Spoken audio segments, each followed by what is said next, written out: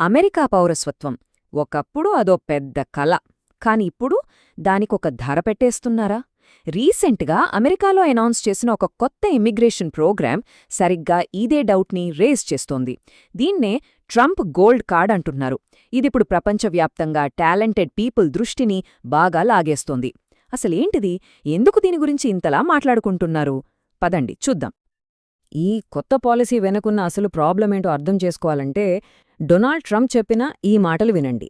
అంటే అమెరికాలోనే బెస్ట్ యూనివర్సిటీస్లో చదివి టాప్లో నిలిచిన వాళ్లు కూడా వాళ్ల సొంత దేశాలకి తిరిగి వెళ్ళిపోవాల్సి రావడమనేది సిగ్గుచేటు అంటున్నారు. ఇది దేశం ఫేస్ చేస్తున్న ఒక పెద్ద ఛాలెంజ్ని మనకు చూపిస్తోంది.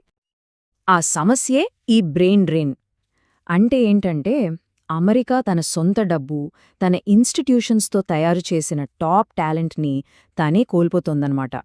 ఇదే దేశం ఫ్యూచర్కి, ఇన్నోవేషన్కి చాలా పెద్ద దెబ్బ అని అక్కడి అడ్మినిస్ట్రేషన్ ఫీల్ అవుతోంది.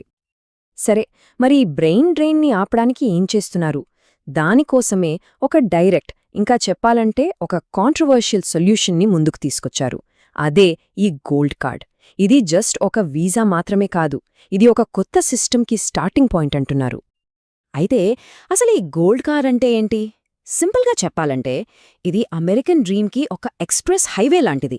చాలా స్కిల్స్ ఉన్నవాళ్లకి, అలాగే బాగా డబ్బున్న వాళ్లకి సిటిజన్షిప్ వైపు ఒక ఫాస్ట్ అండ్ స్ట్రేట్ ఫార్వర్డ్ రూట్ని ఇచ్చే ఒక స్పెషల్ వీసా అన్నమాట. ఈ ప్రోగ్రాంలో బేసిక్గా 2 దారులున్నాయి. ఒకటి ఇండివిడ్యువల్ టాలెంట్ ఉన్న వాళ్ల కోసం, రెండోది కంపెనీల కోసం. ఇక్కడే ఒక ఇంట్రెస్టింగ్ పాయింట్ ఉంది. అదేంటంటే కార్పొరేట్ కార్డ్ని ఒక ఎంప్లాయీకి ఇస్తారు కదా, వాళ్ళకి సిటిజన్షిప్ వచ్చాక అదే కార్డ్ను ఆ కంపెనీ ఇంకో ఎంప్లాయీకి ఇవ్వొచ్చు. అంటే ఇదొక రీయూజబుల్ అసెట్ లాంటిదనమాట. మరి ఇంతకీ ఈ ఎక్స్ప్రెస్ రూట్కి రేట్ ఎంత? ఈ ప్రోగ్రాం ఎలా వర్క్ అవుతుంది? దీనికి ఎంట్రీ ఫీజు ఎంత ఉంటుందో చూద్దాం. నంబర్స్ చూస్తే బహుశా మీరు షాక్ అవ్వచ్చు. ప్రాసెస్ స్టార్ట్ అవ్వడానికే అప్లై చేసేవాళ్లు $15,000 ప్రాసెసింగ్ ఫీజు కట్టాలి. ఇది నాన్ రీఫండబుల్. అండ్ ఇది జస్ట్ ఫస్ట్ స్టెప్ మాత్రమే. అసలు కథ ముందుంది. బేసిక్ చెకింగ్ అంతా అయిపోయాక ఇండివిడ్యువల్గా అప్లై చేసిన వాళ్లు అమెరికా ప్రభుత్వానికి ఏకంగా $1 మిలియన్ గిఫ్ట్ ఇవ్వాలట. అవును, కరెక్ట్గానే విన్నారు, $1 మిలియన్. ఇదే ఒకవేళ కంపెనీలు వాళ్ల ఎంప్లాయీస్ కోసం ఈ కార్డ్ కావాలంటే ఆ గిఫ్ట్ అమౌంట్ డబుల్ అవుతుంది. అంటే ఏకంగా $2 మిలియన్. ఇది టాలెంట్ని తమ దగ్గరే ఉంచుకోవడానికి కంపెనీలు కట్టాల్సిన చాలా పెద్ద వెల. ఈ కార్పొరేట్ కార్డ్ అనేది జస్ట్ వన్ టైం ఇన్వెస్ట్మెంట్ కాదు, ట్రాన్స్ఫర్ చేసే ఫెసిలిటీతో పాటు దాన్ని మెయింటైన్ చేయడానికి ఏటా ఫీజులు, అలాగే రీఅసైన్ చేసినప్పుడు ఎక్స్ట్రా ఫీజులు కూడా ఉంటాయన్నమాట. అంటే ఇది కంపెనీలకు ఒక కంటిన్యూస్ ఫినాన్షియల్ కమిట్మెంట్ లాంటిది. ప్రాసెస్ చూస్తే మాత్రం చాలా స్ట్రైట్ ఫార్వర్డ్గా కనిపిస్తుంది. ఆన్లైన్లో అప్లై చేయండి, ఫీజు కట్టండి, వాళ్ళ చెకింగ్ కంప్లీట్ చేయండి, ఆ భారీ అమౌంట్ కట్టేయండి, ఇక కార్డ్ తీసుకోండి.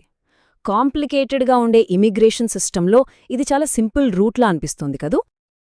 ఇంత డబ్బు పెట్టి ఇంత ప్రాసెస్ చేశాక ఫైనల్గా దొరికేదేంటి?